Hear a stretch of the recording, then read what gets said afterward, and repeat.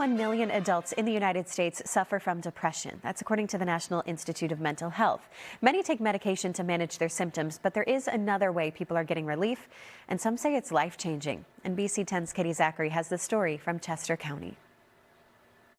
Sue Erickson is used to sitting in this chair. She's been coming to More Ways Practice in Exton for TMS treatment after a stroke severely damaged her motor skills and speech. I couldn't talk. I think yes or no. That's it. TMS stands for transcranial magnetic stimulation. It's a non-invasive procedure that uses magnetic pulses to stimulate nerve cells in the brain, improving brain activity, which can lead to reduced symptoms for things like depression, anxiety, and other cognitive impairments. The brain is basically runs on circuitry, and sometimes that circuitry gets disrupted.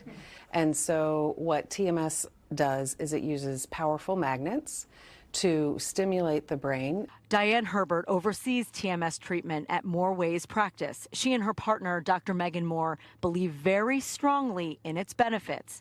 It's FDA approved for conditions like depression, anxiety, and post-traumatic stress disorder. And this fall, the FDA granted approval for a patient to receive multiple TMS treatments in one day. If we speak just specifically about depression, 80% of people who receive treatment receive relief, and a full 66 have remission. That means that they're no longer experiencing depression. Herbert says studies are currently being done on TMS for areas of cognitive decline and effects from a stroke. Sue, who worked as a pastor and spoke for a living, did not want to wait for FDA approval after her stroke rendered her speechless. My brain and my vocal cords had together and talk. By stimulating the area of brain that was damaged from a stroke, if we're talking about stroke recovery, we're able to restore motor function, verbal communication. Sue says while there's a little noise, there's no discomfort for her. Others may feel slight pain, lightheadedness, or get headaches, according to the Mayo Clinic. Okay? In rare cases, extreme reactions like seizure or hearing loss have been reported. Oh, no. I think go to sleep.